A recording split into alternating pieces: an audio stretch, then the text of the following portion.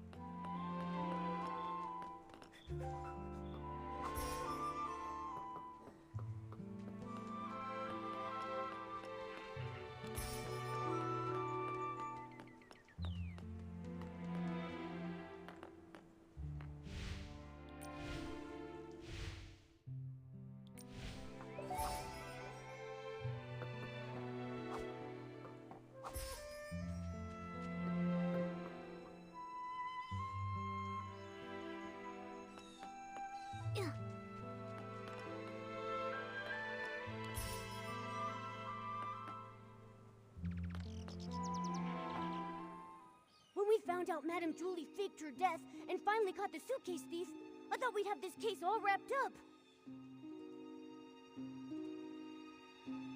I didn't expect another PC would try to assassinate Madame Julie. Luckily, that mysterious Patchy PC was there, or things could have gone really wrong.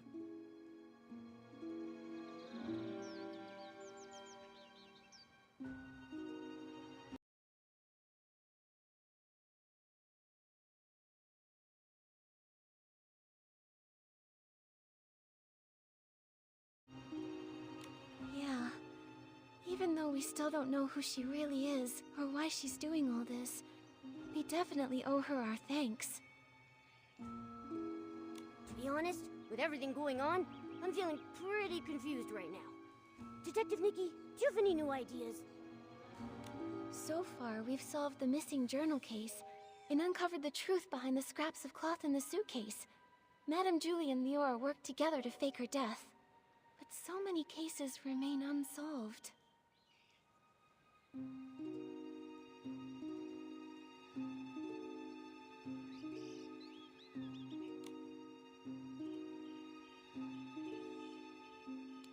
We never managed to catch who poisoned the Dawn's first light detergent. But now the evidence might be pointing to Colleen being the culprit.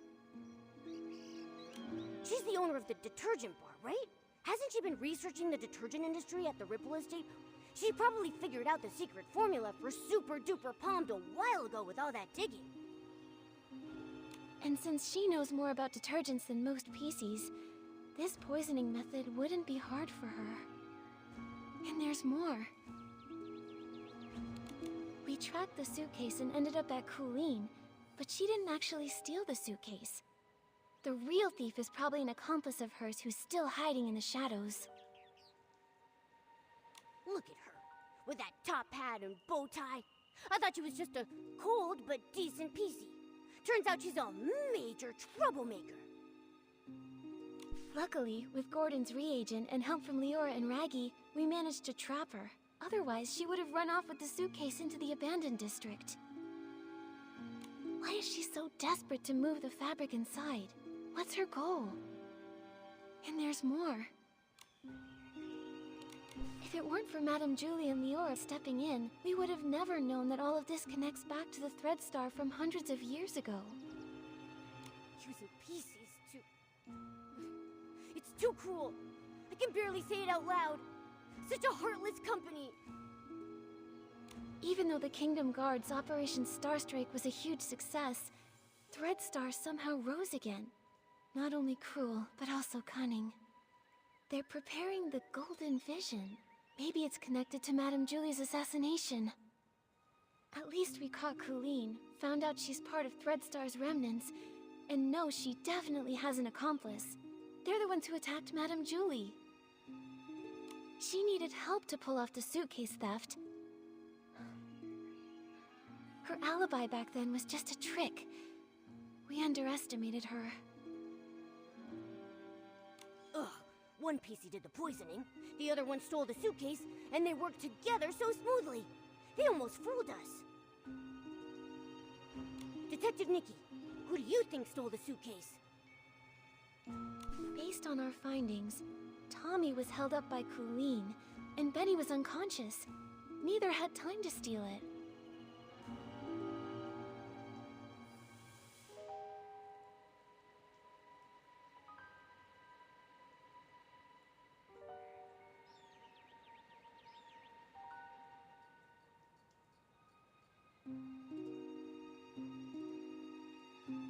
Leora is Madame Julie's friend. She wouldn't steal it. And Mr. Leon had hallucinations near the scene and had multiple eyewitnesses confirm his innocence. So no suspects there either. But Colleen didn't have any time either. That only leaves the Patchy PC, right? But she was the one who saved Madame Julie. I'm a bit confused now. We must have missed some key information.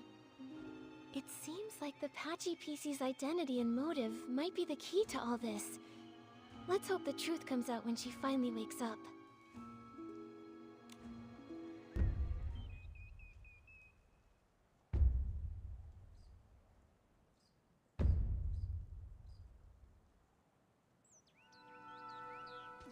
Wonder how the Patchy PC's doing. Nikki, let's head to Breville to check on her and Madame Julie.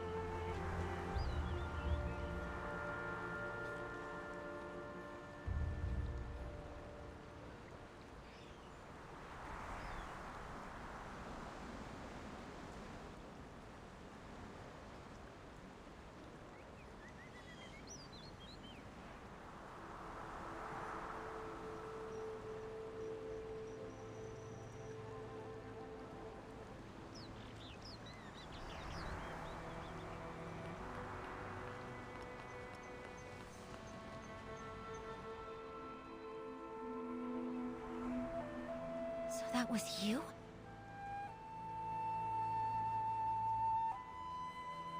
I just told the guards what's happening. Threadstar's gaining momentum, but I was careless.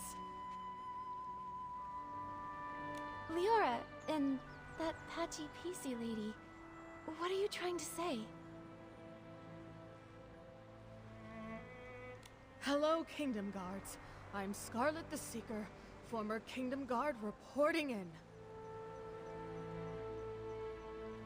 Miss Scarlet was a member of the Kingdom Guards. She's the one who uncovered Threadstar's plot, leading to Operation Starstrike. Also, she's Leah's mother. What? What are you talking about? Let me explain. I discovered Threadstar's conspiracy all because of Leah. Leah was my daughter, a lovely girl. Unfortunately, she was sick and left me too soon. I always kept her little clothes by my bed, pretending she never left. I missed her dearly. Then one day, her clothes disappeared. A tiny PC appeared in their place. She turned to me and called me Mama. I thought this PC was a blessing from the gods, so I called her Leah. I cared for her fabric, we played, and I sang Leah's favorite song. Small flower, braids in rows, the dreaming child with secrets close.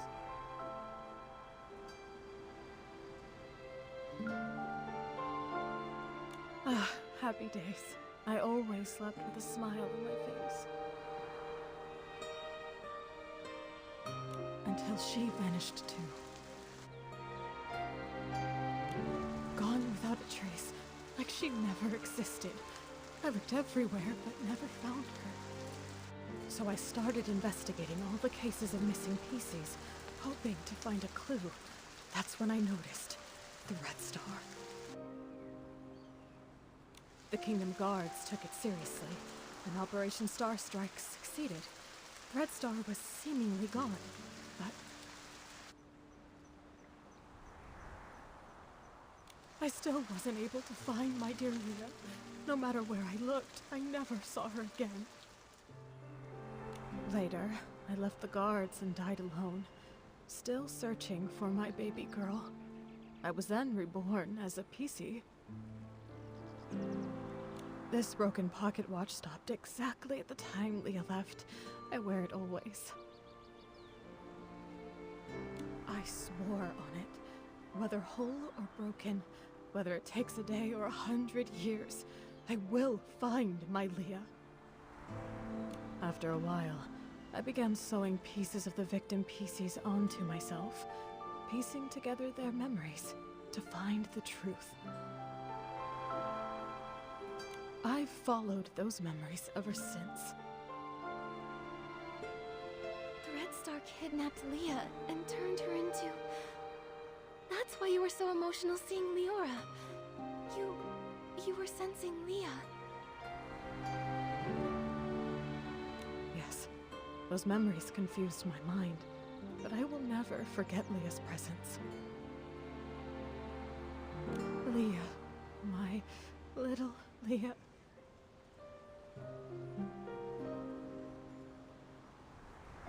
I miss you so much.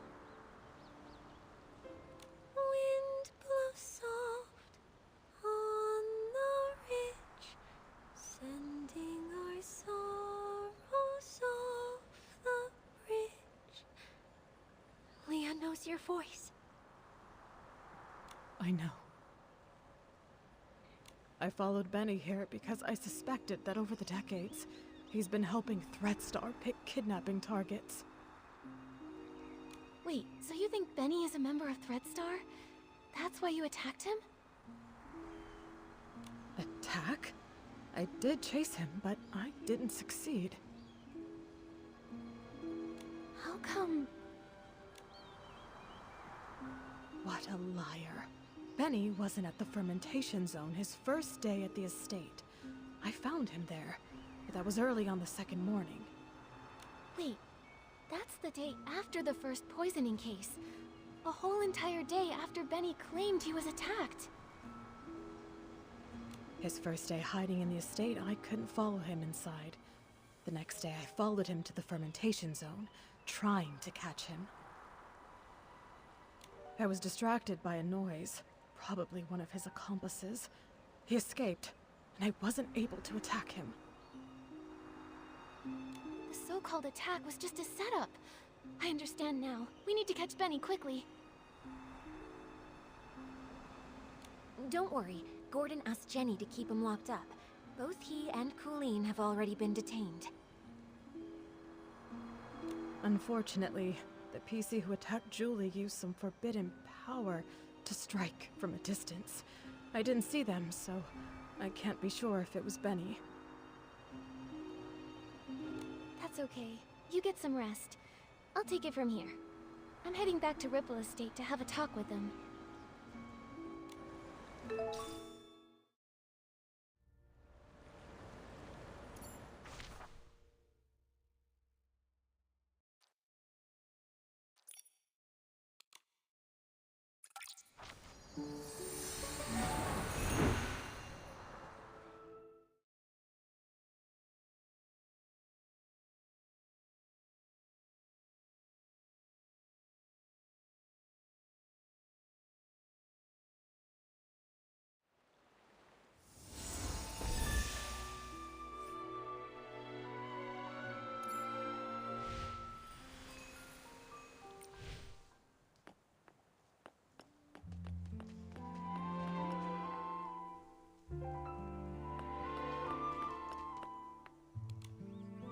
Benny and Colleen are held in 2 nearby knock-knock cells.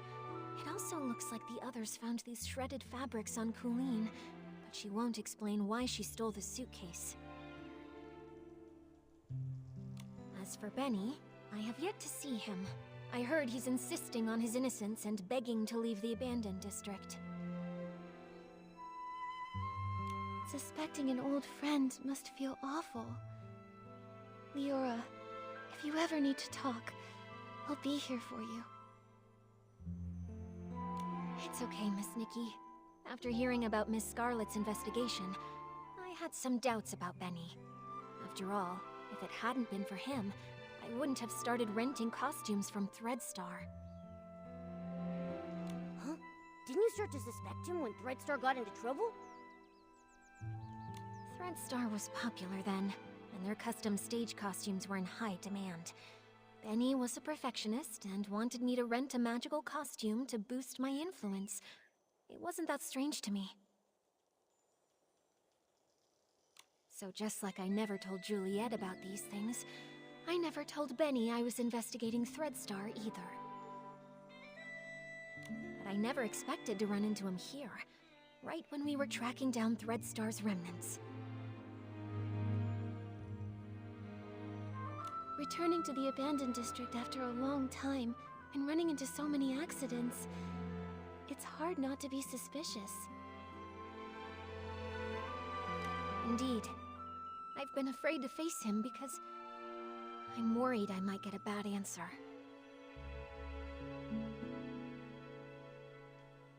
Leora, were you close to Benny in the past? Close? Yes, I suppose.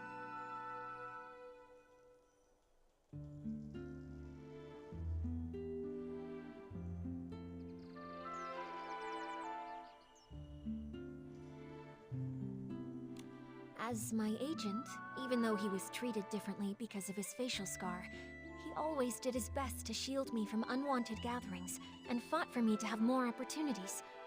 I appreciated him. Benny said the scar was an old injury.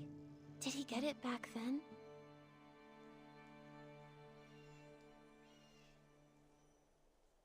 No, it was even earlier. He was born from a torn piece of clothing. The owner of the clothing was a struggling actor who had an accident. It happened during a very dangerous performance. both he and the costume were left with a permanent scar, and his dreams shattered. When I met Benny, he never really spoke about it, but kept washing himself and tidying the house, as if trying to repair every broken piece of his life. The pain from that accident, just like that scar, never faded from Benny's heart. Maybe because of this, I was a perfectionist and very strict with me, demanding I be a perfect star in everything I did.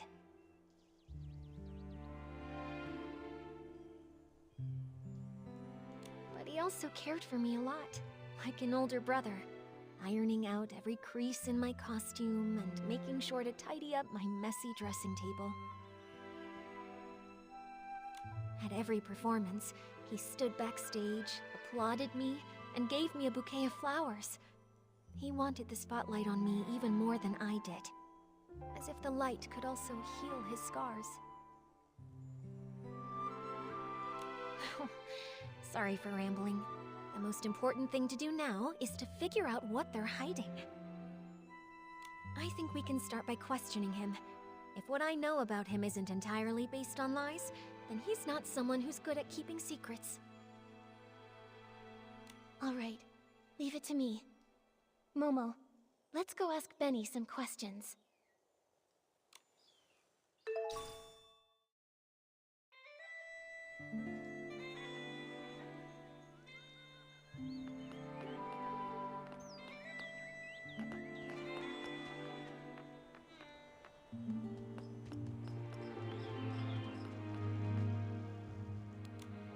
You again? Detectives. Is it my turn to be treated like a suspect now?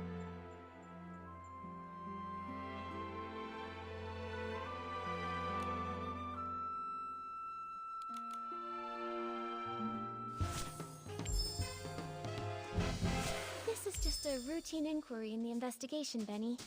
If you're truly innocent, I recommend that you cooperate fully and answer my questions seriously.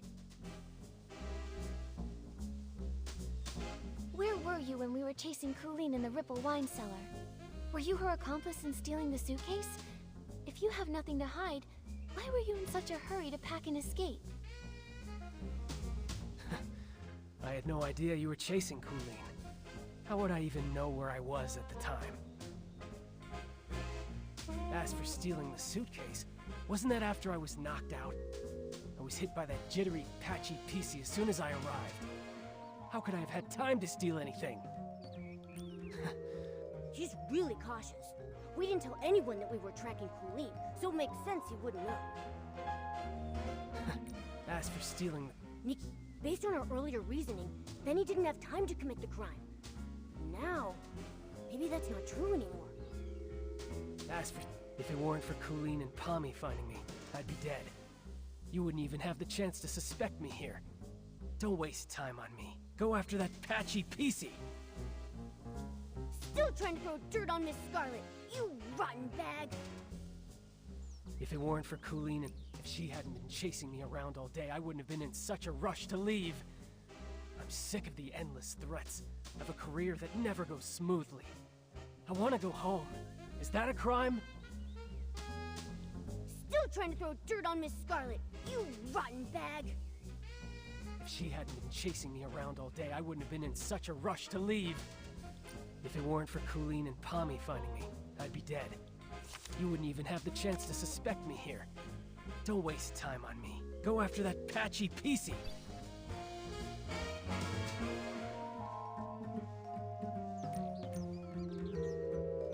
As for stealing the... I had no idea you were chasing Colleen. As for stealing the suitcase, wasn't that after I was knocked out? I was hit by that jittery... Benny, I'm afraid that what you don't know is that we've already spoken with that patchy PC you mentioned. What? That's impossible. That thing can't even form a complete sentence. How could you possibly...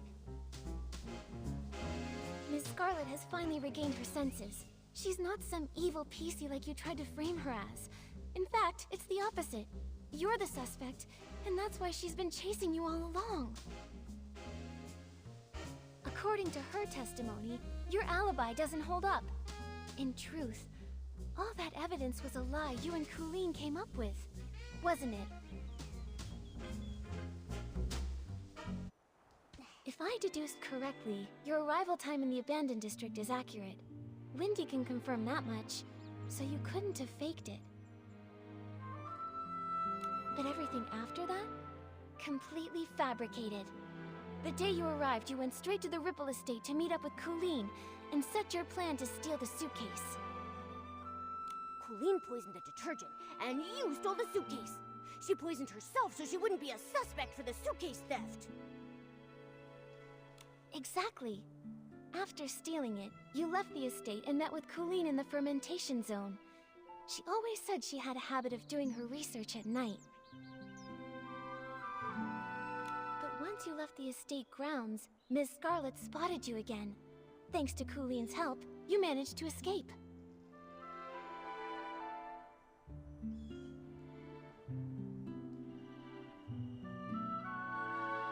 After that, the two of you chose to stage a fake attack scene to frame Miss Scarlet.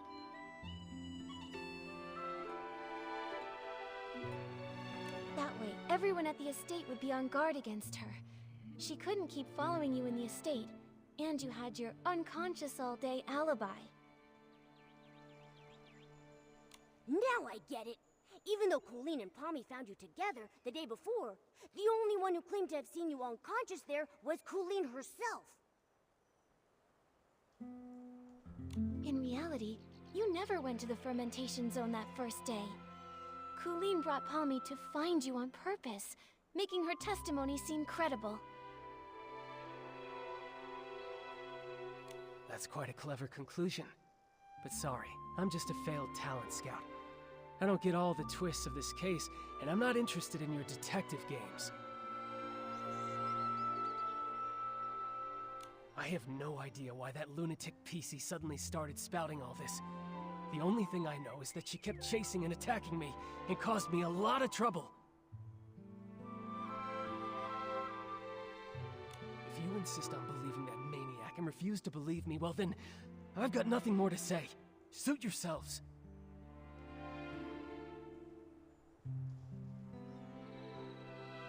What do we do, Nikki? He still won't confess. If he keeps insisting Miss Scarlet is lying, we can't really prove otherwise. I would rather believe Ms. Scarlet's testimony, but with both sides telling a different story, we can't use this as evidence to convince Benny. Let's talk to Colleen again. If we can prove she gave Benny false testimony, we can completely shatter their lies.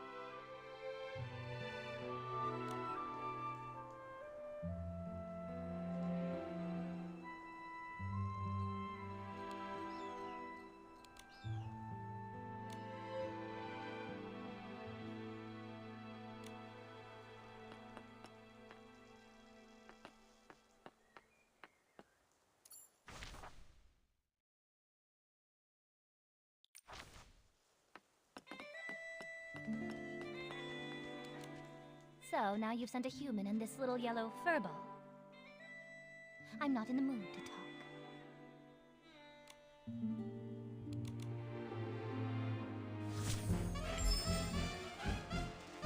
Colleen, refusing to talk won't help. Since you had the guts to steal Madame Julie's suitcase, you should have been prepared for the truth to eventually reveal itself. Since things have progressed this far, you might as well cooperate and tell us your reasoning for stealing the suitcase. You're so gentle with— Steal a suitcase? Nonsense. You were chasing me so fiercely that I got scared and hid for my own safety, that's all. I didn't steal anything. Got red-handed, searched, and still spouting nonsense? Steal a suitcase? Little birds, Threadstar. I don't know a thing about them. I've heard the name Julie, though. Little bird. Huh? How can you be acting so calm? Who even is this Colleen? Little birds, Threadstar. I don't know a thing about them. I've heard the name Julie, though. Some kind of sovereign of sexy? She delayed her trip. What does that have to do with me?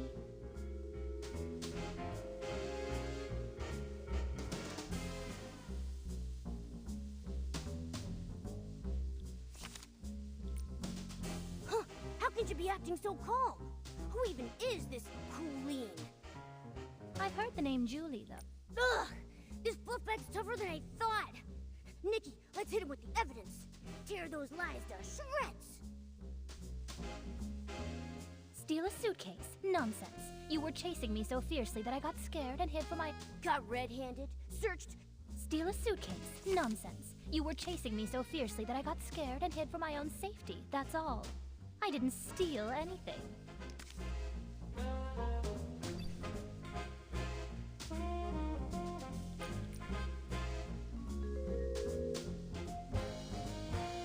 Got red-handed? Steal a suitcase? Nonsense. You were chasing me so fiercely that I got scared and hid for my own safety, that's all. I didn't steal anything.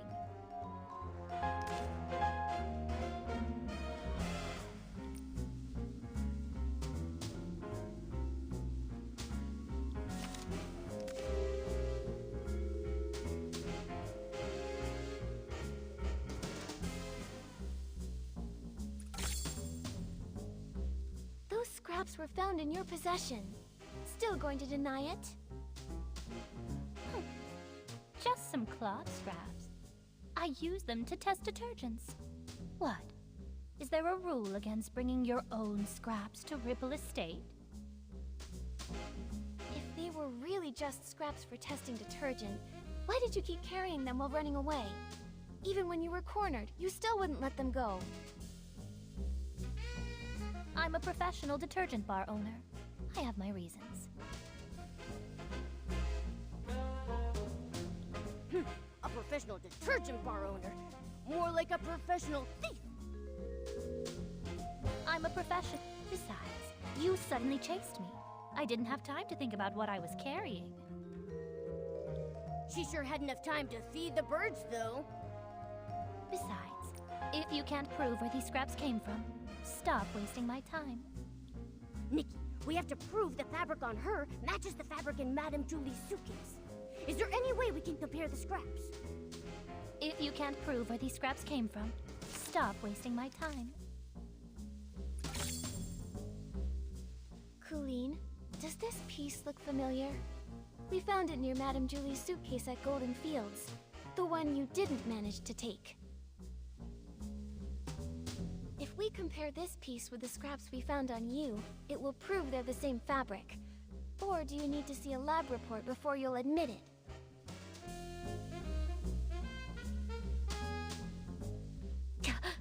I actually left a piece behind. Looks like you just admitted to being the suitcase thief. Now, one more question. Benny was your accomplice, wasn't he? His so-called coma was just your cover. He was never attacked at all, was he? And what does it matter if I am the suitcase thief? Give it up. I'll never tell you anything else. She's so arrogant! My claws are itching! And what does it matter if I am the suitcase thief? Give it up. I'll never tell you anything else.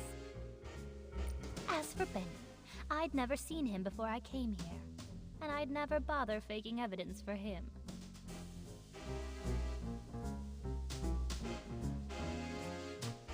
She still claims she doesn't know who Benny is. Nikki, is there any way we can prove that the two of them have crossed paths before? As for Benny, that total neat freak.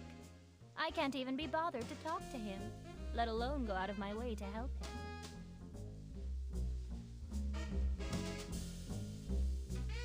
She's so arrogant! My claws are itching! That total... This is the first time we've faced such a stubborn one, Nikki. We have to hold our ground. And what does it matter? As for Benny, I'd never seen him before I came here. And I'd never bother faking evidence for him.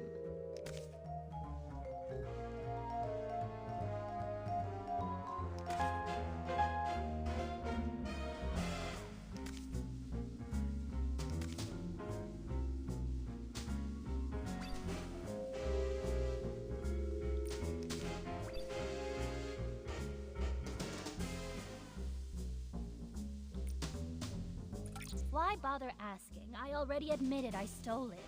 Just leave me alone. As for Benny, I'd never seen him before I came here. And I'd never bother faking evidence for him. Why bother asking? As for Benny, I'd never seen him before I came. She still claims she doesn't know who Benny is. Nikki. As for Benny, I'd never seen him before I came here. And I'd never bother faking evidence for him.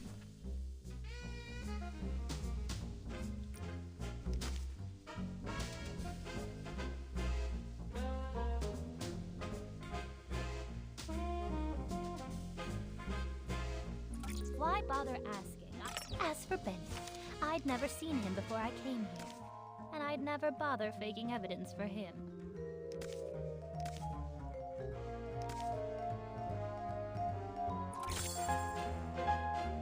Benny's notes say he often visits the Nightshade Lounge, the very one you own, Colleen.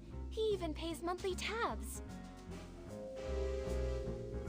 A hands-on bar owner that goes as far as to personally test detergents, and even carries around test fabric scraps just in case. And yet you claim to never have met someone who's obviously a regular customer of theirs. What a liar. That fool. Of all the things, how could he drop this page? Stupid. Utterly stupid. It's over, Colleen. No denying it now. You and Benny were a team, poisoning the Dawn's first light detergent just to steal that suitcase. Why? What is this golden vision? Why kidnap so many PCs? Why target Madame Julie? Don't you think enough PCs died already? Colleen, it's not too late. Tell us the truth, and we can stop more PCs from being lost. Fine, I do know Benny. But just like you said, it's nothing more than a bar owner and a regular.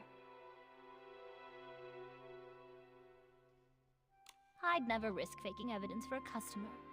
And even if he came fairly often, I never liked that man. What a pretentious fool. What do we do, Nikki? This is the most stubborn PC I've ever seen. She's still not telling us anything.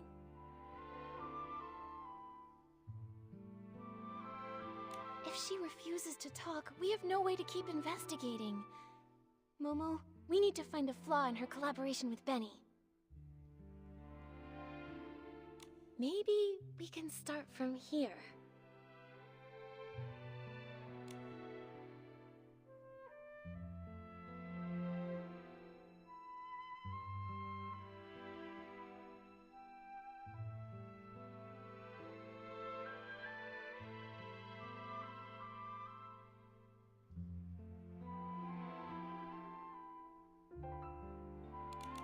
Benny's journal page reveal more clues?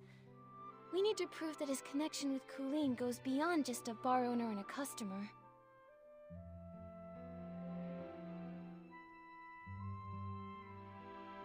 Huh? But we only have this single page, and it's all about Benny's work. There's nothing that shows any link to Colleen. Back then, we thought Benny's notes were on the potential talent he was scouting. Now it looks like the targets he researched were probably kidnapping victims. Come on, we can't let them get away. Think carefully. How are we going to prove that the story about being attacked and discovered was actually a planned false testimony? I've got it! Colleen, could you please describe the state you found Benny in for us? If you are both telling the truth about what happened, both of your stories should match perfectly, right? Didn't I already explain when I brought that PC back? Oh, you know I hate repeating myself. I don't just want the broad story, I need the details. For example, what was the weather like that day? What scent of detergent did the fermentation zone smell like? And what condition was Benny in? Come on, Colleen. Answer these few questions and I won't bother you anymore. Fine. That early morning, actually, the very morning of the Dawn's first light chaos, I went to check the fermentation zone and saw Buttonfoot and a white glove coming from the wooden barrel house. The weather was just normal. The air carried the scent of aroma lily, which gave me a headache. As for Benny, I thought he was just a worker resting, so I didn't pay much attention. I had no idea it was him. Then the next day, you brought Pommy with you, and he was still there. Pommy checked, and that's when you realized it was Benny, knocked out from the attack? Correct. But you already know that, don't you? The morning after the poisoning incident, the weather was fine, and the air smelled of flight fruit. He was lying in the exact same spot, still unconscious. Just one blow to the back of the head, and he is out that long. How pathetic. Now, is that enough? Don't bother me anymore.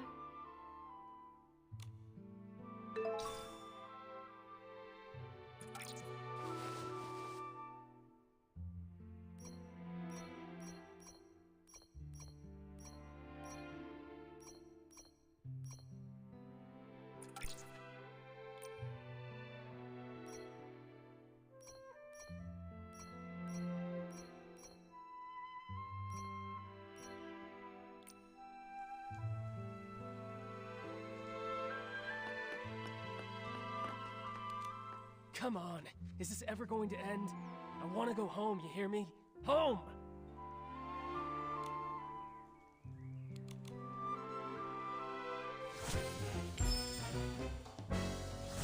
Benny, we have one final question.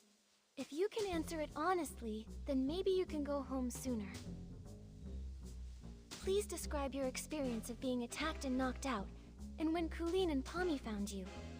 What was the weather like that day? What scent of detergent did the fermentation zone smell like? What condition were you in? Questions, questions. Why so many questions? I already told you. I arrived that very morning when the Dawn's first light incident happened. So rude! Ugh. Calm down. I know I shouldn't go around hitting PCs. That would ruin our agency's reputation. Questions. It was still dark when I reached the estate. I got lost for a while before I found the fermentation zone, and then ran into that sneaky PC. Still bad-mouthing Miss Scarlet.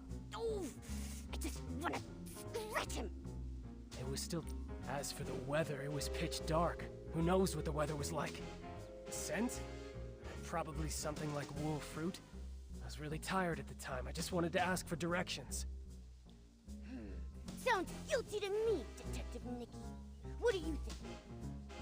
As for... Then suddenly she attacked me and knocked me out. When I woke up, Pommy and the others had already taken me back to the estate. That's all I know. Still bad-mouthing Miss Scarlet. Oh, I just wanna... Then...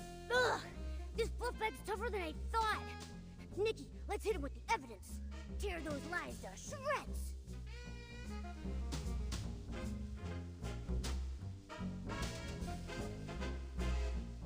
Question. It was... As for the weather, it was pitch dark. Who knows what the weather was like? The scent? Probably something like wool fruit. I was really tired at the time. I just wanted to ask for directions. Is that all true? Because that's not at all what Colleen said. Take a closer look. Her account of the first time she saw you doesn't match yours at all. What? It should match. I was just lying there unconscious and... You noticed too, right? She said the fermentation zone smelled of aroma lily, but you said wool fruit. If I didn't know any better, I'd say one of you wasn't there. I just got it wrong. It was a mistake. Benny, don't you think it's a bit too late to change your story and say the scent was aroma lily? Aroma lily's smell is so distinct. No one would believe your side of the story now. The fermentation zone always starts releasing the scent of that day's ingredients after 3 a.m., but you and Colleen described completely different smells. If you're not lying, then how do you explain that? No, I just made a mistake. I didn't. No, I never smelled anything. You pressured me into saying something, so I just blurted it out. He's backtracking. We can't let him off the hook. No, I just made a Wait, I remember. I remember now. It wasn't past 3 a.m. when I arrived. I got to the abandoned district by 2 a.m., so I wasn't lost that long. He's backtracking. Wait, I wandered a bit after that, of course, but not for long. Then I saw that crazy PC's pocket watch. It read 2:30.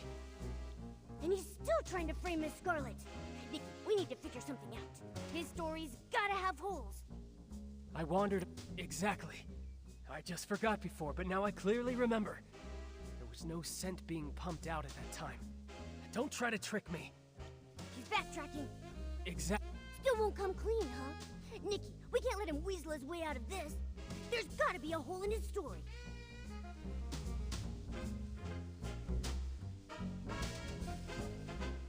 No, I just made a Wait, I wandered a bit after that, of course, but not for long. Then I saw that crazy PC's pocket watch. It read 2:30.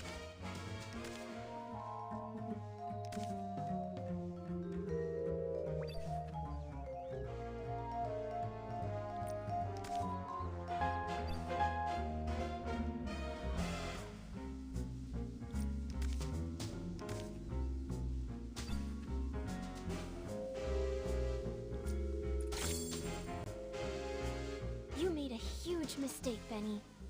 You keep trying to frame Ms. Scarlet, but you don't know her story, or the spirit and the sheer willpower behind her pursuit.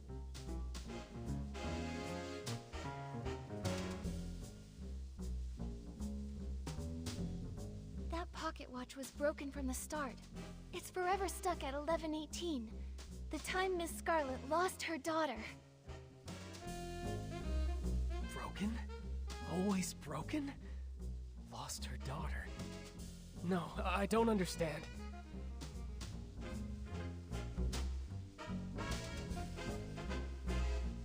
Her daughter was murdered by Threadstar. You couldn't have seen 2:30 on that watch. So you're lying. Benny, I suggest you confess.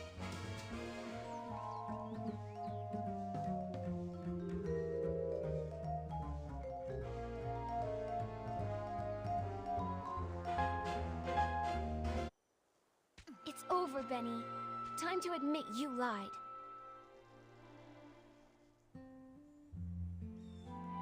We already know your background. You're both Threadstar's villains, sent to the abandoned district to carry out the Golden Vision, right?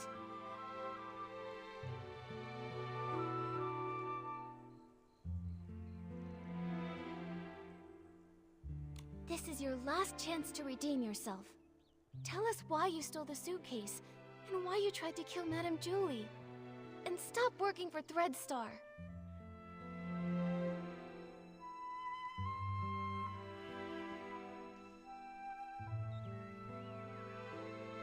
Come clean and we'll go easy on you. If you're honest, you'll get a lighter sentence.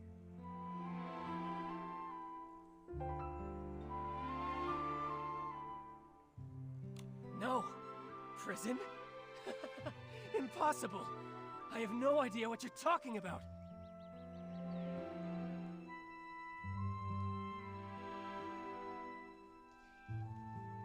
What Threadstar? What about killing Julie? I don't know anything! As for the scent in the pocket watch, who knows? Maybe I just misread it. You...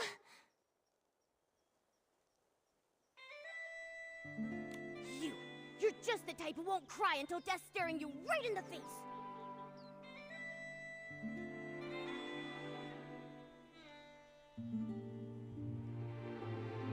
What evidence do you have that proves I work for Threadstar? Show me! How can you verify that I helped Colleen steal the suitcase?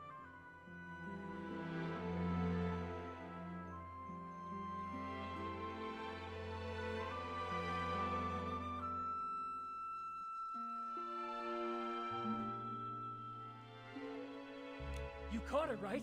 You should find the suitcase and the cloth on her. If so, then lock her up!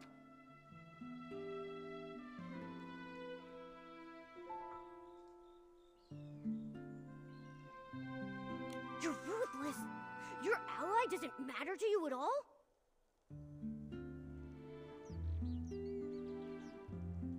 Why should I care about what happens to her? I just want to go home already. I don't want to stay in this place for another moment!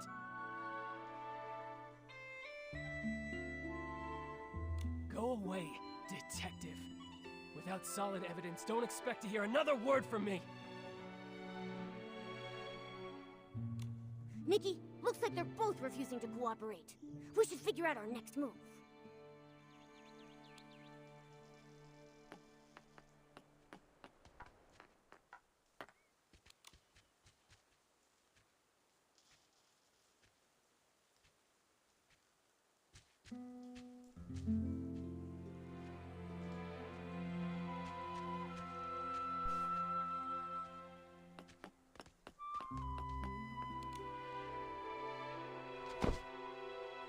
Phew.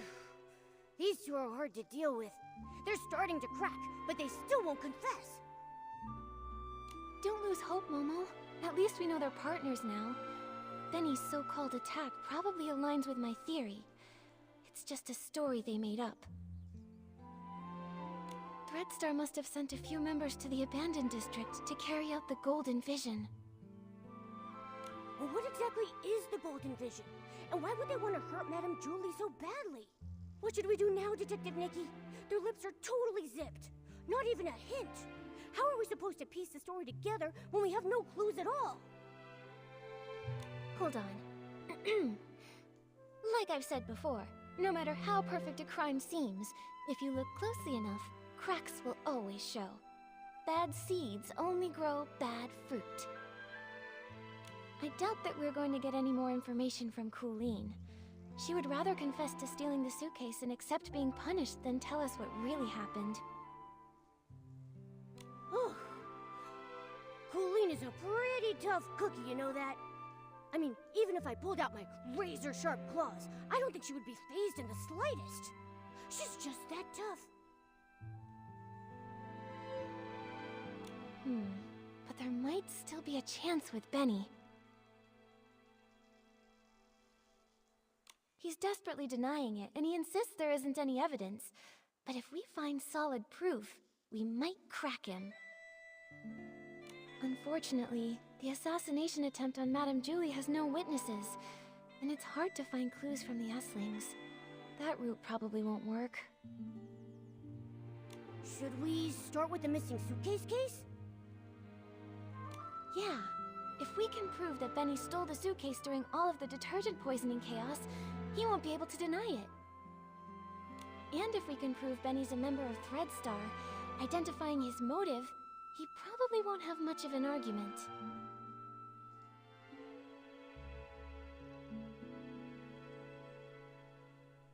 Makes sense. Detective Nikki, where do you think would be the very best place to start looking for evidence? Your trusty assistant Momo is here and ready to go whenever you need me. Just point me in the right direction and I'll get on it right away.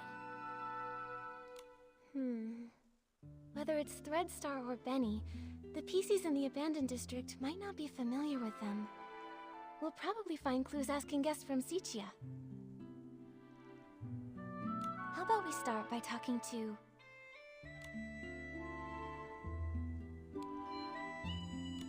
Leora. Since Benny was once Circe's agent, she must know Benny's past better than nearly anyone else around. Alright, let's get going. With Nikki on the case, we've got this.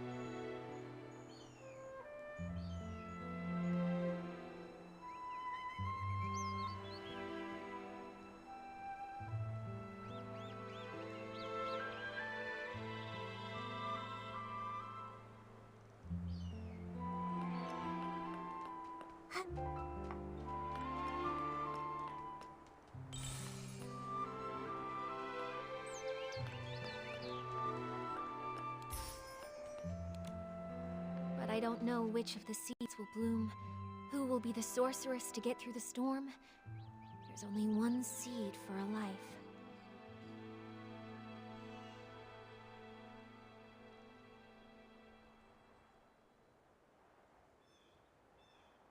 That's from As Rain Falls, As Flowers Bloom, right? It feels so different from what Madame Julie recited. That line only appeared in the premiere. I rewrote it later on. Benny really liked it. Back then, I always liked to oppose things he liked on purpose. After all, he could be pretty harsh. When I first arrived in Sichia, I felt like a bird finally flying far away. But Benny said little birds are light. Sometimes it's not that they flew far, but that the wind blew them away. Wow, that was pretty mean. He's always been stubborn. How is the interrogation going? We managed to expose Benny and Cooline's lies, and even piece together how they teamed up. It's too bad. Without concrete evidence, they just keep denying everything. Leora, do you recall there being any connection between Benny and Threadstar? Back then, I was so focused on researching performance costumes that I distanced myself from almost everyone. After becoming a PC, I never saw him again. However, back when Mr. Leon was still human, he often rented costumes from him. I even saw the two of them discussing the details backstage before my last performance.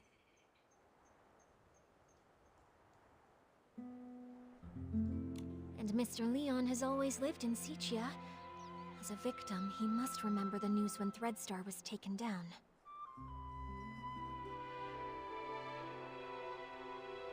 Makes sense. Knowing him, he'd definitely jump at the chance to be interviewed and go on and on about how he was the victim.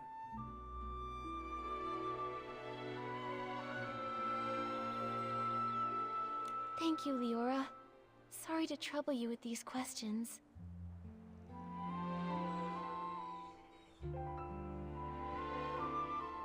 It's okay. I've asked myself over and over, if Benny is a criminal, I won't let him off. Otherwise, how could I face the strict lessons he taught me? When I was helping prepare for the Ripple Estate soiree stage, I heard that Mr. Leon was planning to rehearse near Beryl Grove today. You might see him over there. Nikki, what should we do next? If that's the case, why don't we go directly to Mr. Leon? He was at the scene of the theft, and he might be able to remember some details that were overlooked. Then let's wait for him near the Beryl Grove.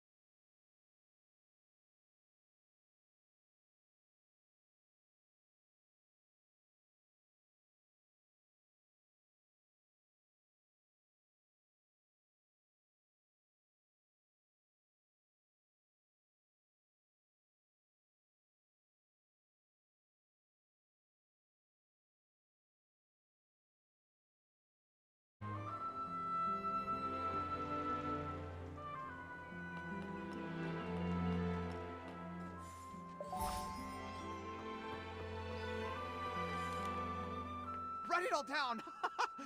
Even if I don't make the headlines, at least give me a sidebar mention. Hey! Why, if it isn't Nikki herself!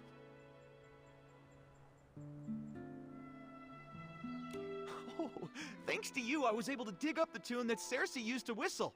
A melancholy girl gazing at the wheat fields. This means... It means you're really talented to dig up such details. I wonder if you know Benny just as well.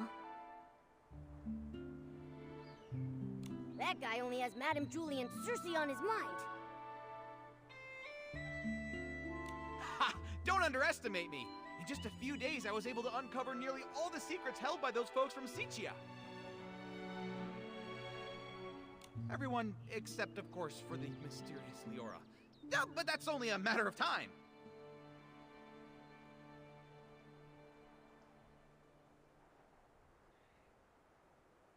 Please, tell us.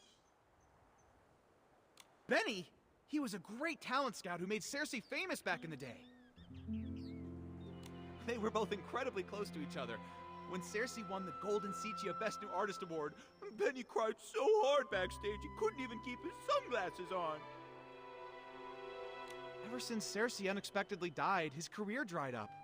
Now, even the drink shop thinks he's bad luck and won't hire him. Yikes! That workplace environment is just brutal.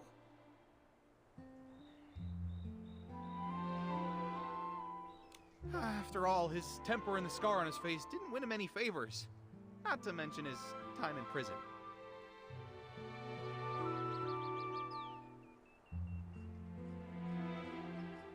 Prison? What happened? I remember it had something to do with Threadstar. Let me check. That briefing was stolen by Mr. Leon. He shouted, "Oh, the ink upon every single one of the newspapers will forever be my stage! I can't wait to get to Barrel Grove and share my art again!" After declaring that, he left in quite a hurry. Who knew that even columnists have to watch out for robberies too? I'll be avoiding him from now on. Sounds like something Mr. Leon would do. I think we should avoid him too. Nikki, what do we do now?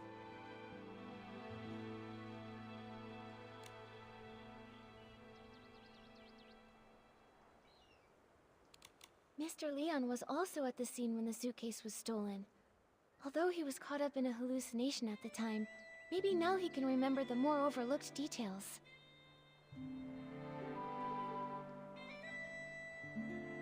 Ugh. If he's off performing some one-man show again, then it looks like we'll be in for a real dramatic time. Ugh. Let's just go wait for him near the Barrel Grove.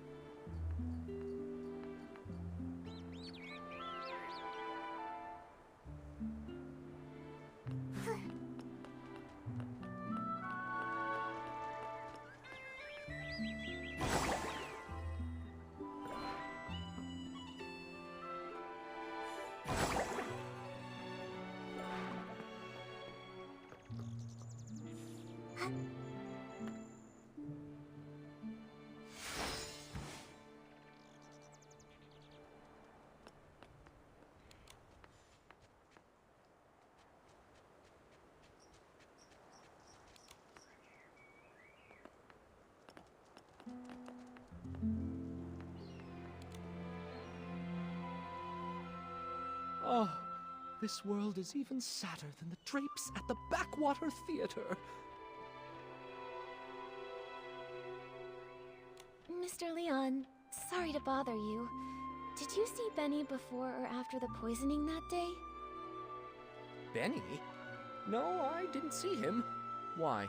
Do you think he was the one who stole the suitcase? He doesn't honestly think that a few scraps of cloth will cover that broken face of his and hide his shameful past, does he? You seem to know Benny's past well. Of course! It all starts with my own glorious yet lonely past.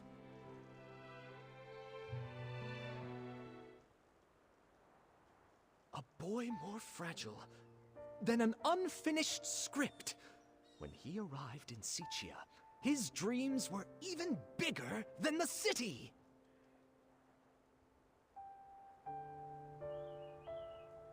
Even though he had already become a piece of living art, that era of foolishness trailed behind his shadow.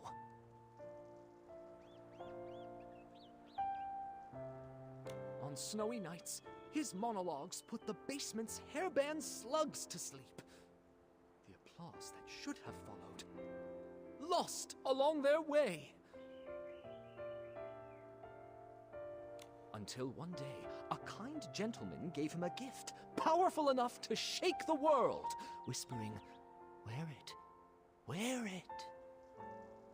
He knew everything has a price. Nightmares, pain, reminding him of their existence.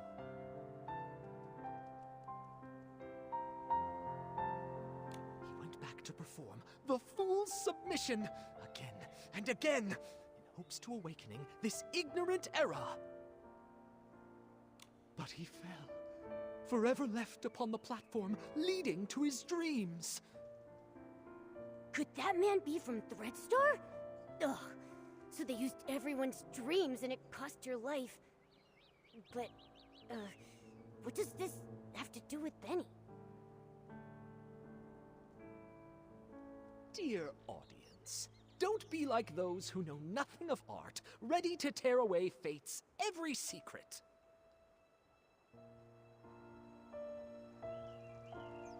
Intermission time! Shall we have a little preview of Act 2? Look at you, such furious faces. Surely you've seen through the gods' twisted little trick. Such pitiful jealousy, too afraid to let the true starlight fall upon me.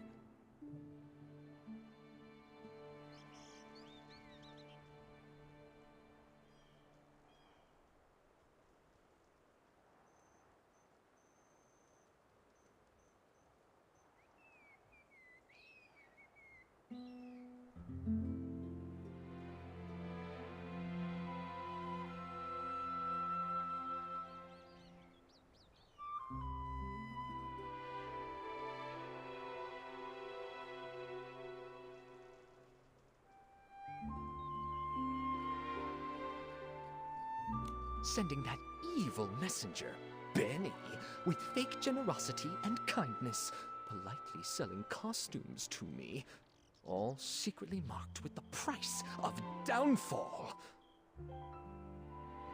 I mean, Benny was Cersei's only agent. I never suspected that he could possibly be one of the culprits behind selling all those stage costumes. This is truly shocking. And now it's clear. He really is connected to Threadstar. This is exactly the evidence we're looking for. Mr. Leon, thank you for your help. I never expected that you too were hurt by Threadstar, and never got to perform your solo show.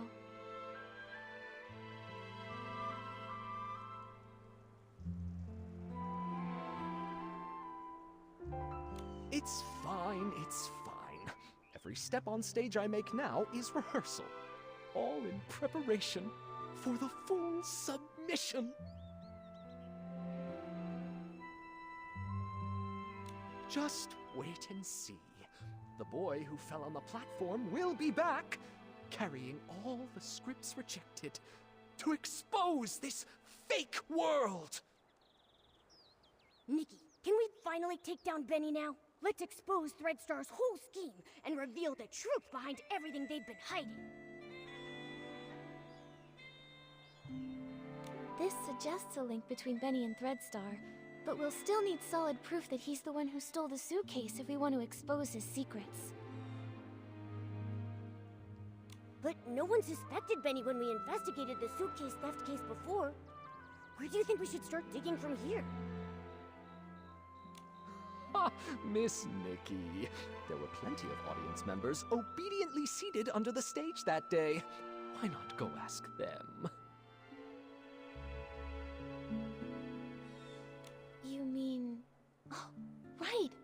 We questioned Squeaky and Belford, but we got caught up with running around. We haven't even interviewed Leora yet. Maybe she'll link Benny to stealing the suitcase. Then what are we waiting for? Come on, let's find Leora and ask her.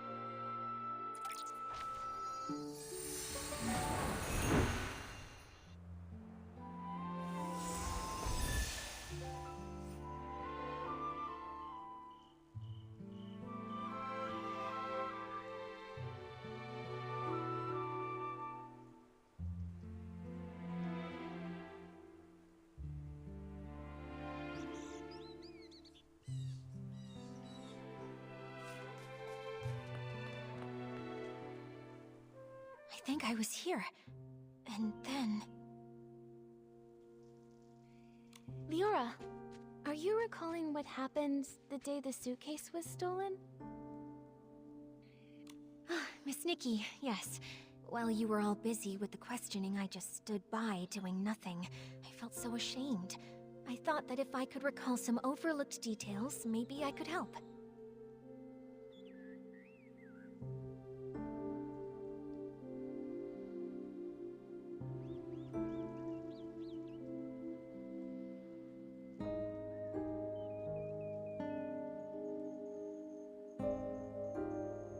That's fine. In fact, we were thinking the same thing. We came to hear more about that day in detail. Of course. As always, the first to receive the dawn's first light that morning were the on-duty staff, so they would be able to quickly return to their posts.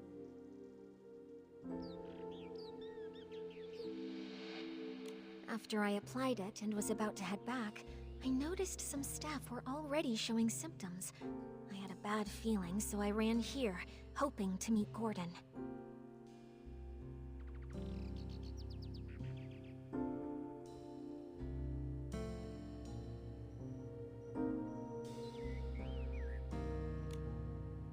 When I arrived, I saw Squeaky pressing juice there.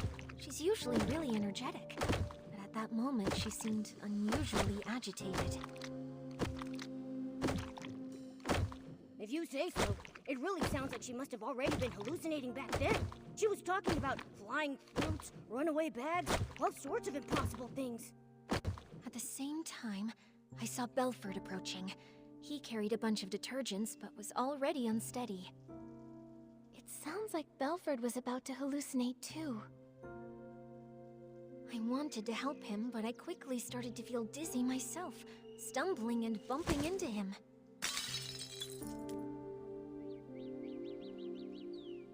Lots of detergent spilled. The smell was strong.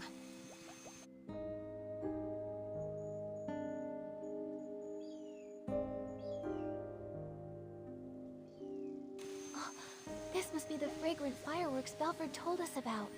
What then?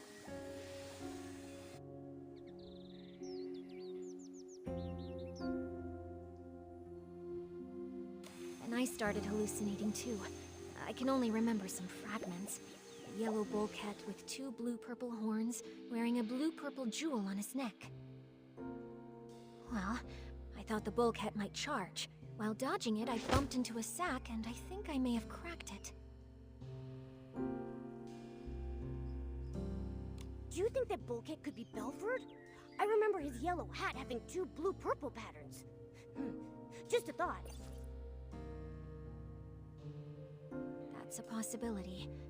Then suddenly I heard a loud shout ring out. You'd rather have perfect wheat fields than accept the Barrisont I bring! Something like that. That has to be Mr. Leon. I think your version of this line is better than his original. That was him. I was startled then. I saw the bullcat run away, felt danger was coming, and left quickly. It looks to me like both you and Squeaky were scared off by Mr. Leon's shout. When I came to my senses, I was at a remote water spot, soaked through, and there was no one nearby.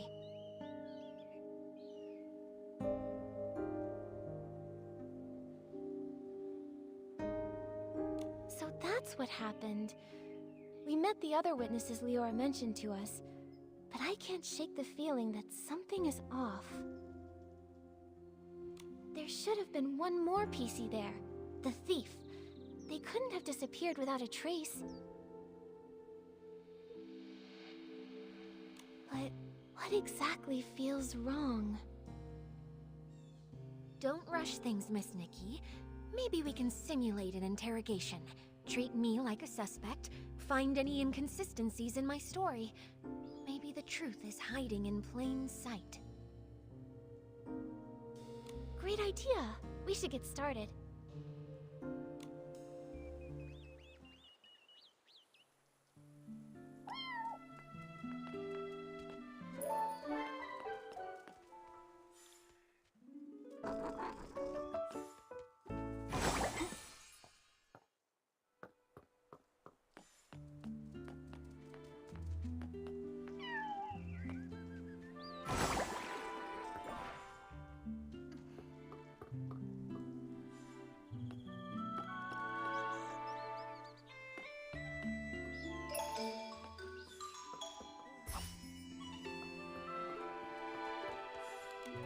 Ready, Miss Nikki?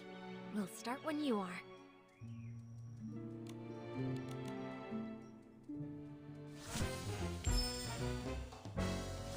Leora, could you please describe again what happened nearby that day? Especially the part where you saw Squeaky and Belford.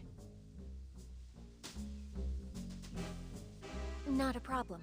When I arrived here, Squeaky seemed already caught up in hallucinations, pressing juice with wild agitation. That info matches Squeaky's testimony. I don't see any issues. Not a problem. Belford was on the other side, transporting detergent but already unstable. I tried to help, but felt dizzy and accidentally bumped into him, spilling the detergent.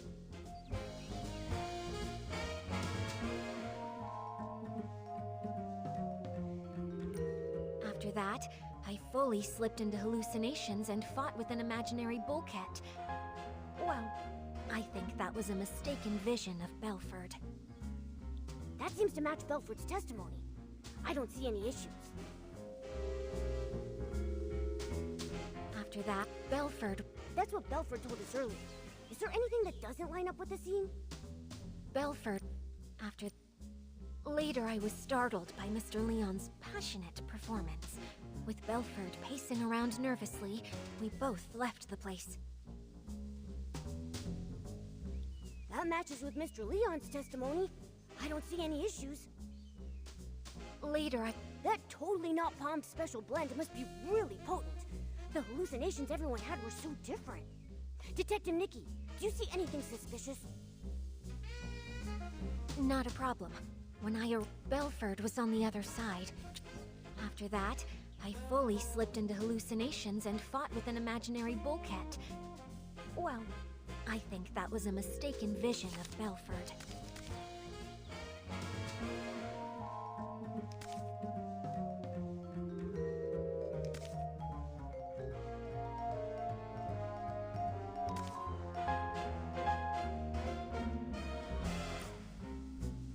That seems to match Belford's testimony. I don't see any... After that, I fully slipped into hallucinations and fought with an imaginary bullcat.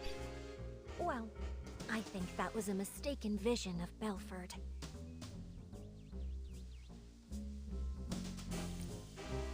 It seems consistent with my description. Miss Nikki, the real gap might lie somewhere else.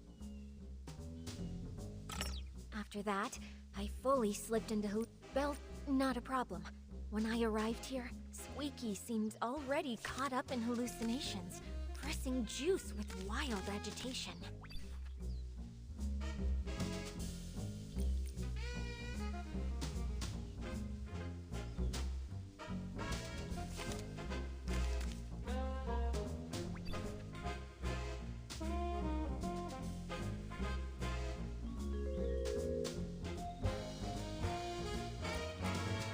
Belford was on the other side, transporting detergent but already unstable.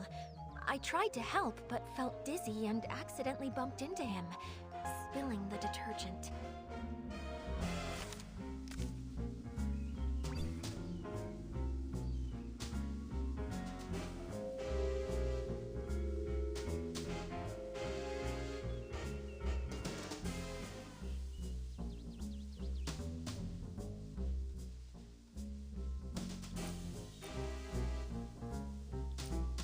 After that, I fully slipped into hallucinations and fought with an imaginary bullcat. Well, I think that was a mistake. That seems to match Belford. After that, I fully slipped into hallucinations and fought with an imaginary bullcat. Well, I think that was a mistaken vision of Belford.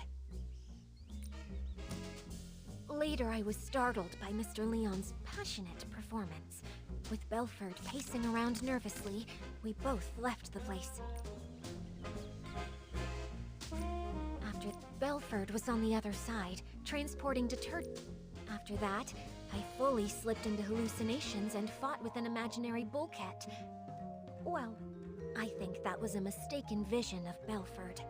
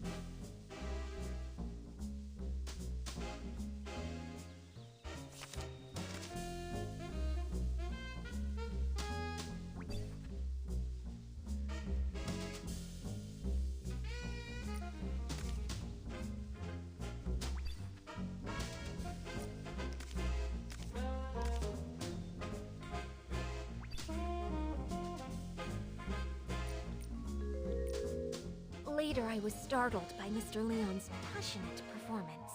With Belford, That totally not Palm special blend must be really potent. The hallucinations everyone had were so different. Detective Nikki, do you see anything suspicious?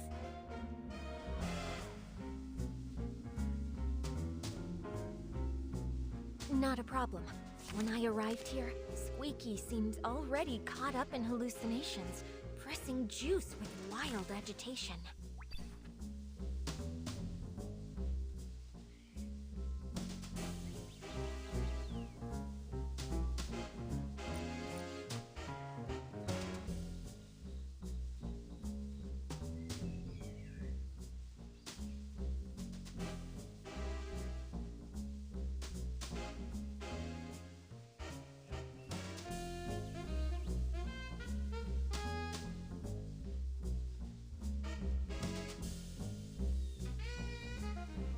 Belford was on the other side.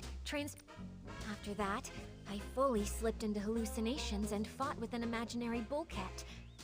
Well, I think that was a mistaken vision of Belford.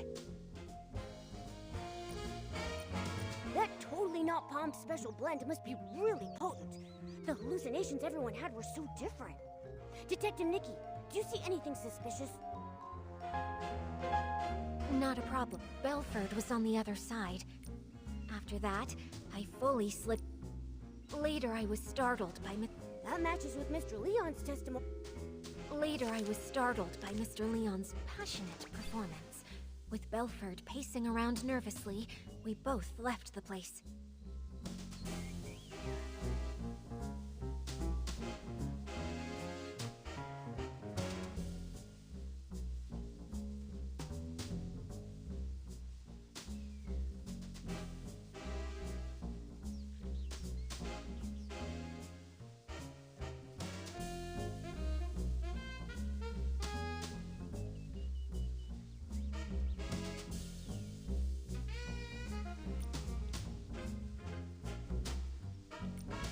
After that, I fully slipped into hallucinations and fought with an imaginary...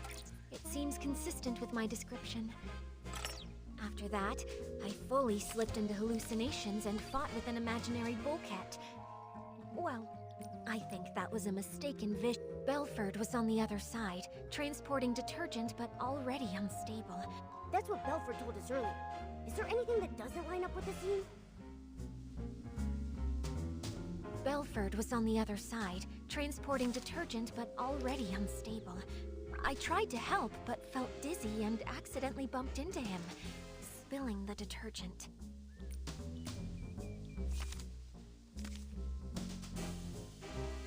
It seems consistent with my description. Miss Nikki, Belford was on the other side, transporting detergent but already unstable. I tried to help, but felt dizzy and accidentally bumped into him, spilling the detergent. It seems consistent with my description. Miss Nikki, the real gap...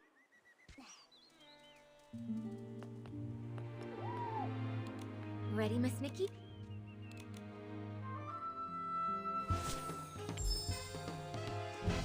Leora, could you please describe again what... Not a problem. When I arrived here, That info matches Squeaky's testimony. Belford was on the other side. That's what Belford told us earlier. Is there anything that doesn't line up with the scene?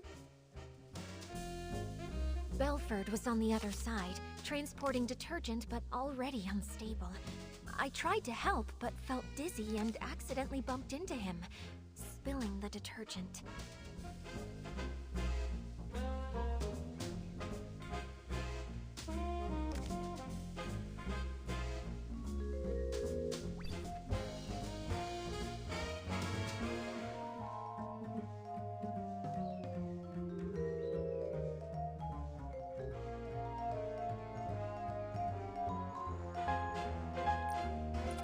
Seems consistent with my description. Belford was on the other side, transporting... It seems consistent with my description. Belford was on the other side, It seems consistent with my description. Belford... That's what Belford told us earlier.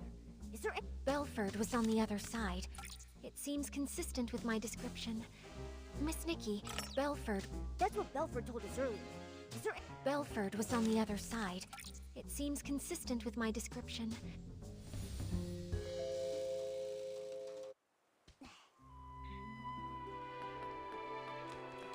Ready, Miss Nikki?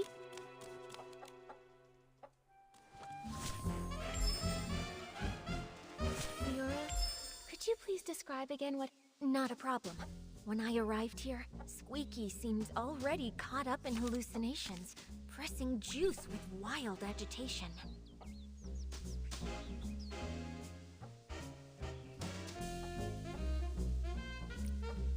It seems consistent with my Not a problem. When I arrived here, Belford was on the other side, transporting detergent but already unstable. I tried to help but felt dizzy and accidentally bumped into him. Not a problem. Belford was on the other side, transporting detergent but already unstable. Got it. Leora testified that she bumped into Belford and accidentally spilled detergent all over the place. Since both of the hallucinating PCs left after that happened, there's no way they could have neatly arranged the detergents found in the corner. But last time we investigated here, we saw lots of organized detergent bottles near where they bumped into each other. Someone stood the bottles back up, and that PC who did so is very likely the culprit. Miss Nikki, please let me examine these bottles. This one's scent. It's Benny. Why do you think it's Benny? I'm not sure you remember, but I mentioned when Benny was my agent, he was incredibly attentive, helping me organize clothes. Even scripts I carelessly left lying around would be stacked neatly, and any makeup I may have spilled on my desk would be arranged just like these detergent bottles. I should mention, this detergent scent is the one Benny usually uses. We often see Benny washing his hands. It seems he always carries detergent with him.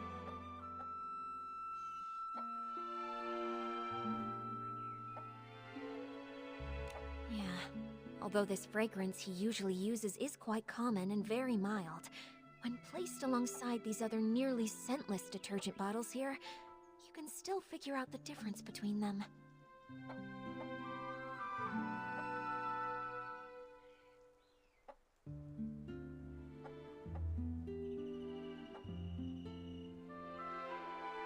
Moreover, only this bottle has been slightly used, and the bottle's cap has an extra seal ring inside of it. That's Benny's signature. If Benny stole the suitcase, after doing the dirty work of lockpicking, he'd want detergent to clean his hands.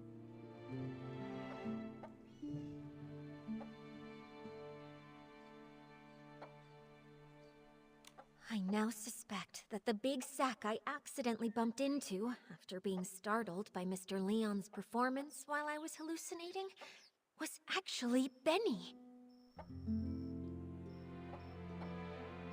Benny was washing his hands while he was also startled by Mr. Leon, bumped into you, and dropped this detergent? Exactly. That's definitely possible, but so far, it's just speculation based on Benny's habits. It's hard to prove. Exactly. And since this detergent is so common, Benny could easily blame another PC for leaving it behind. I think we'll need to dig a little deeper. This interrogation simulation has been really helpful to us, Leora. If you can keep assisting us while we clear things up, we would really appreciate it. It would be my pleasure.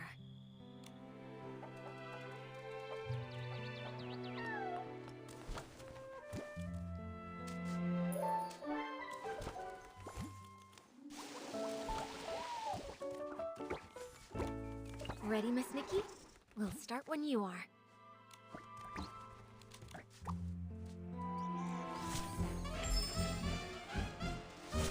If this bottle of detergent with a different scent really was dropped by Benny... I see. In that case, there's still one suspicious detail. When Benny was looking for the detergent that he had dropped, he tidied up the spilled bottles by force of habit. But if he had the time and energy to do that, how could he have not taken the detergent he actually dropped? Indeed. In his case, not having detergent is probably as bad as not wearing clothes. Let me think about it. I've been trying really hard. Indeed. I think maybe he did take a bottle of detergent, just the wrong one. Miss Nikki, what do you think? Nikki, think quickly. All the spilled detergent here has to come from just one source. I think... Right, all these bottles look the same. Maybe he hurriedly took another bottle by mistake. Detective Nikki, what do you think he took? Indeed. I think maybe he did take a bottle of detergent, just the wrong one. Miss Nikki, what do you think?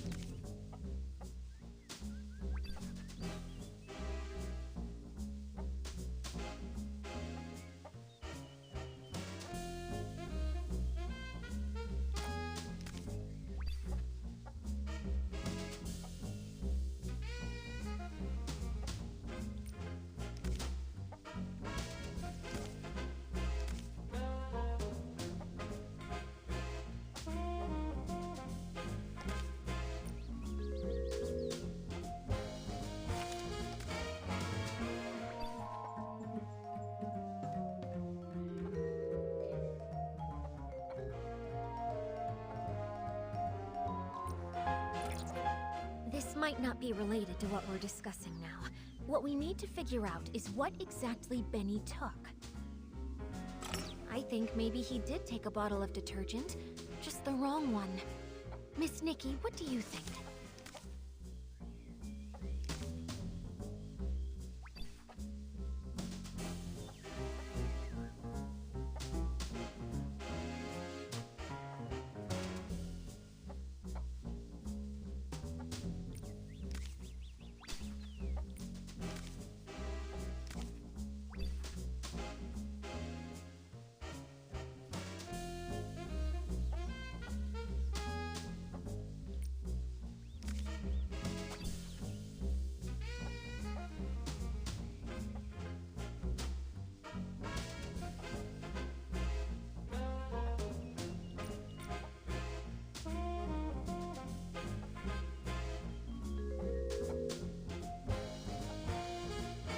Nikki, think quickly.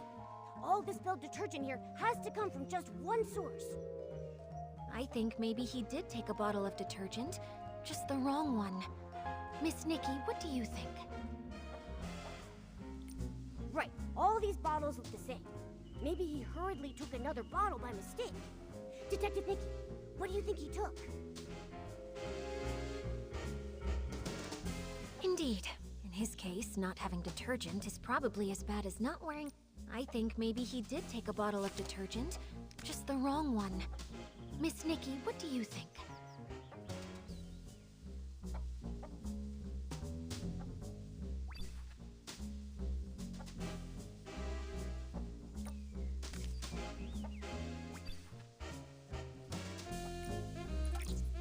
This might not be related to what we're discussing now.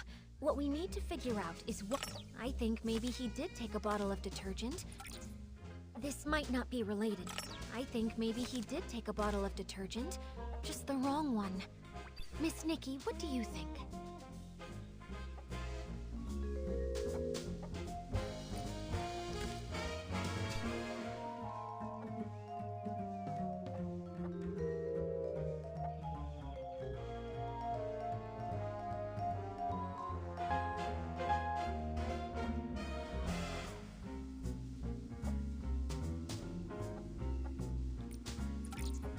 This might not be related to what...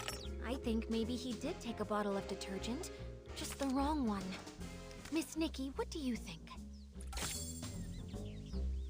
I remember Belford mentioned that the only detergent he's been transporting recently is the Super Duper Palmed detergent.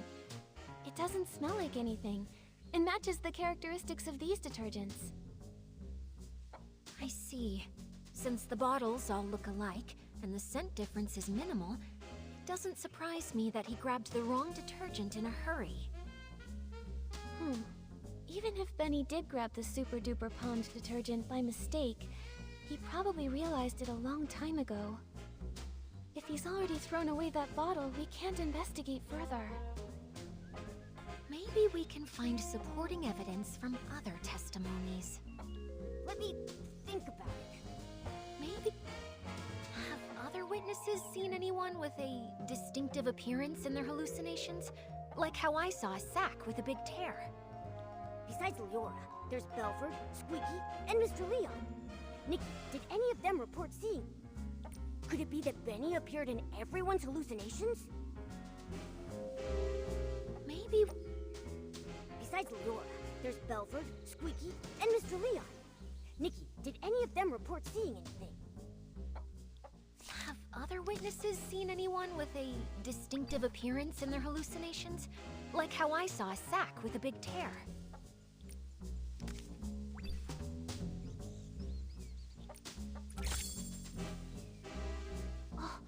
Squeaky said she saw a big sack split open after being scared by another noisy sack. Maybe what she actually saw was Benny, who got a big shock from Mr. Leon. That's definitely possible. Looks like I'm not the only one who saw a hallucination resembling Benny. So the truth has been right in front of us all along. We just didn't see it. Great! Now we have both the detergent he dropped and the descriptions mentioned in everyone's testimony. Nikki, can we go interrogate Benny now? I'm still a bit worried. Will these ambiguous pieces of evidence really make him confess? I also feel something's missing. From what I understand of Benny, the more stressful the situation, the more eloquent he gets. We've seen that behavior before. Even with a mountain of evidence, he just keeps arguing. Hey, could this be a trait of a showbiz manager? Huh, you could say that. In the ruthless entertainment world, it was a skill he really took pride in. Given his personality, when faced with this evidence, he'll probably claim he was poisoned and ran to the scene, but he'll firmly deny touching the suitcase. Yeah, I can picture that. Looks like we need solid proof to show he did actually come into contact with Madame Julie's suitcase.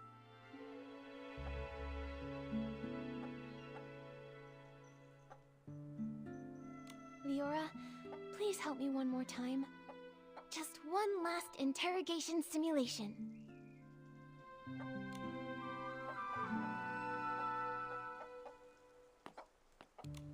Ready, Miss Nikki? We'll start when you are.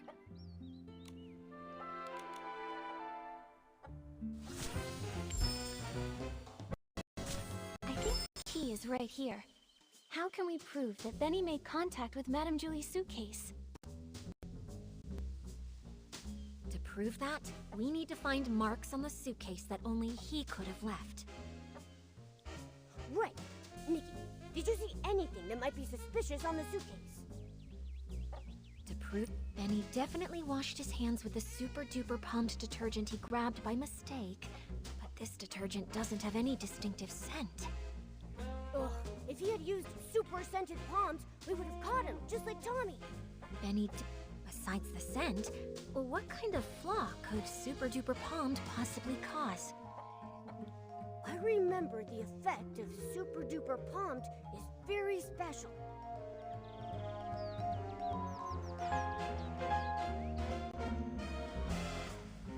Aside, Keep it up, Detective Nikki. We're just one step away from the truth. I can feel it.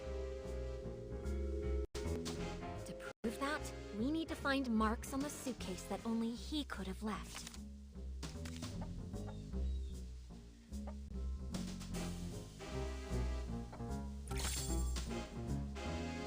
Madame Julie's suitcase is covered in dirt and scuff marks.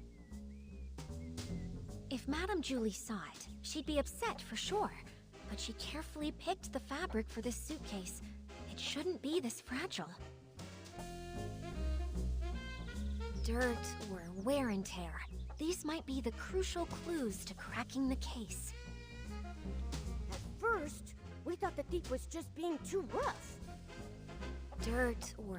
Benny definitely washed his hands with the super-duper pumped detergent he grabbed by mistake. But this detergent doesn't have any distinctive scent. Ugh, if he had used super scented palms, we would have caught him, just like Tommy.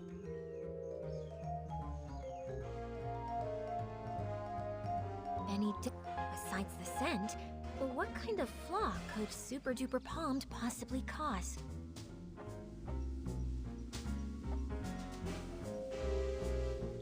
I remember the effect of super duper palmed is very special. Aside, Keep it up, Detective Nikki. We're just one step away from the truth. I can feel it. dirt or wear and tear. These might be the crucial clues to cracking the case.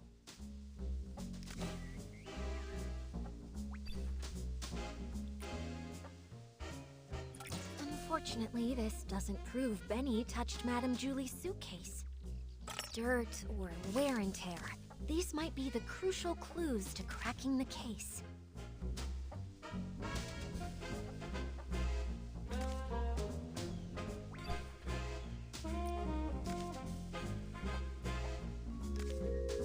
Unfortunately, this doesn't...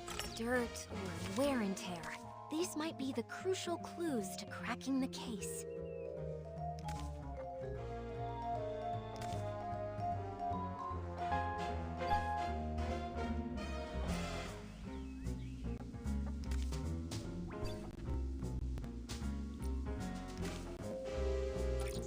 Unfortunately, this dirt or wear and tear. These might be the crucial clues to... Unfortunately, this dirt or wear and tear. These might... Unfortunately, this...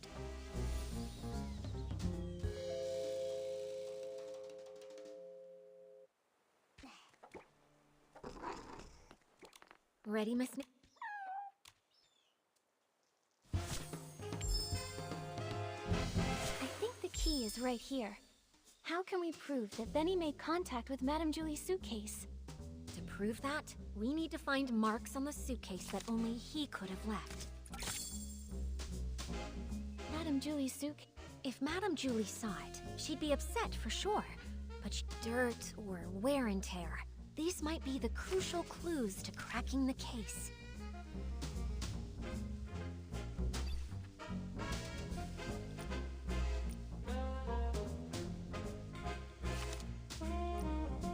At first, we thought the thief was just being too rough. Dirt or wear and tear, these might be the crucial clues to cracking the case.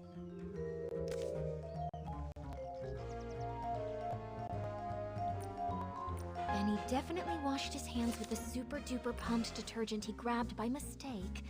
Ugh, if he had used super scented palms, we would have caught him, just like Tommy. Benny definitely washed his hands with the super-duper pumped detergent he grabbed by mistake. But this detergent doesn't have any distinctive scent.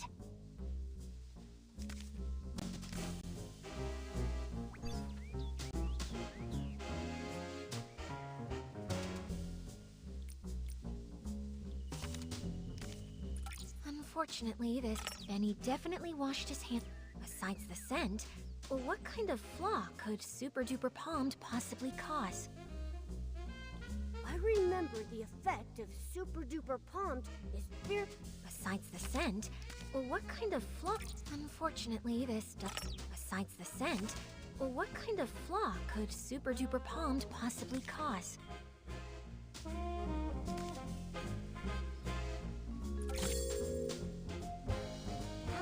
Told us that Super Duper Palmed can amplify the effects of other types of detergent. So powerful that the estate won't even sell it to any outsiders. That's especially true when it's combined with One Breath Bliss and One Wash Fresh detergents. So that's it. Madame Julie's suitcase has always been maintained with One Wash Fresh, and that detergent has deeply soaked into the fabric. That's why Gordon could make a special tracking reagent to help us find the suitcase. But when One Wash Fresh is mixed with Super Duper Palmed, it becomes a detergent with cleaning power that's too strong. The marks on the suitcase aren't from wear, but damage caused by washing. Oh, during the theft, the suitcase was covered in dirt, and Benny washed it with the detergent he had on hand, but the two detergents combined, damaging the fabric. Exactly. It's probably because he realized the fabric was getting damaged that Benny didn't dare keep cleaning. Otherwise, with his obsession for cleanliness, he wouldn't have tolerated so much dirt still on the suitcase. Leora, could you help think this through? With this evidence, is there any way he could still deny it? Considering Super Duper Palmed is not officially sold outside the estate, this evidence is quite conclusive.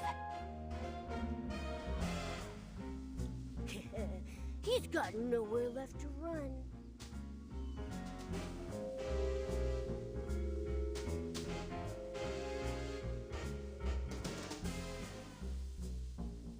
Considering if he were desperate enough to fight back, maybe he would try to claim the marks were there before the theft?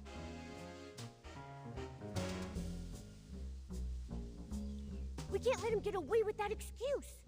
Nikki, think fast. How can we prove the suitcase didn't have those marks before? If he were desperate enough to fight back, maybe he would try to claim the marks were there before the theft? The suitcase did travel with Madame Julie to Sichia and was used in faking her death, so it's possible it was damaged earlier. Other than that, I can't think of any loopholes. He's got nowhere left to run. But when One Wash Fresh is mixed with Super Duper Palmed, it becomes a detergent with cleaning power that's too strong. The marks on the suitcase aren't... Considering Super Duper... The suitcase did trap... If he were desperate enough to fight back, maybe he would try to claim the marks were there before the theft?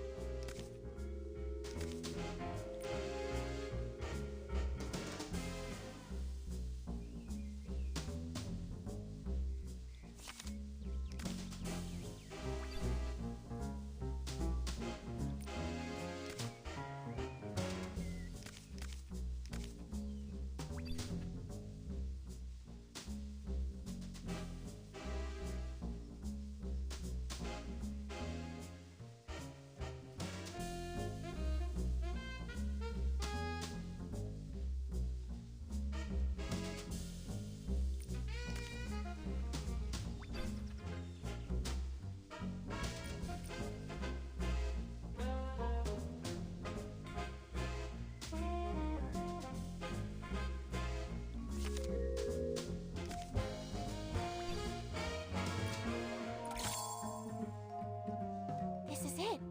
This is the photo Palmy took when the choo-choo train delivered Madame Julie's suitcase. Look, the suitcase looks perfect here. Those obvious wear marks must have appeared after this photo was taken. Miss Nikki... No, Detective Nikki. You did it!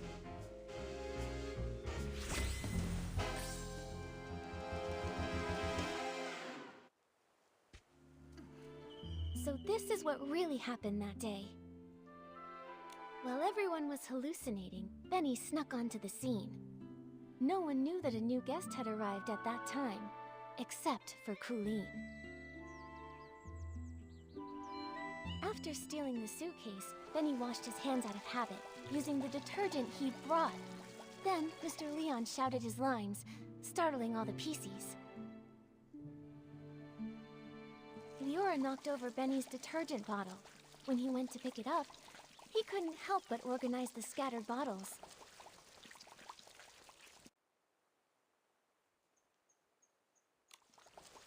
But he took the wrong detergent, the Super Duper Palmed, the one that Belford was responsible for transporting.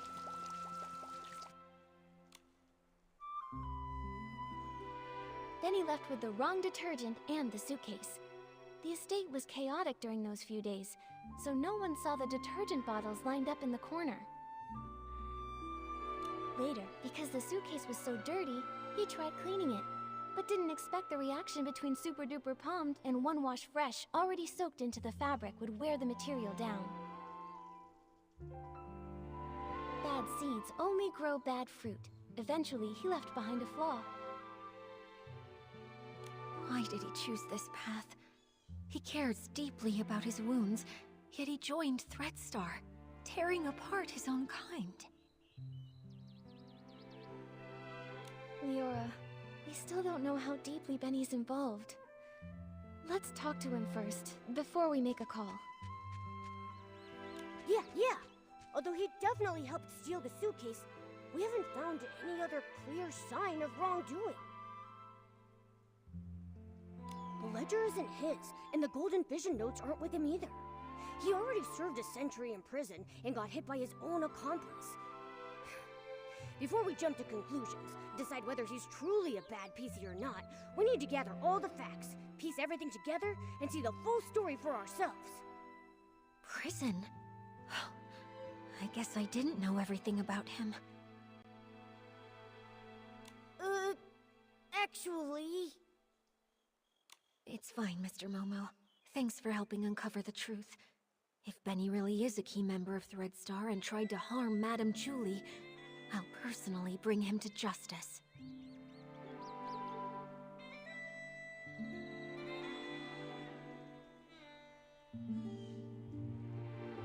Even if he's got his reasons, or if he introduced Threadstar to me, even without meaning to, I want to hear it from him directly.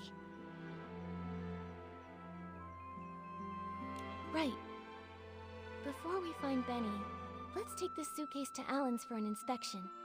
With a professional detergent expert's report proving that 2 detergents made these marks, our interrogation will be stronger. Alright, let's go! With Nikki and Momo on the case, and Leora helping out too, there's no way we can fail. We're definitely going to catch him.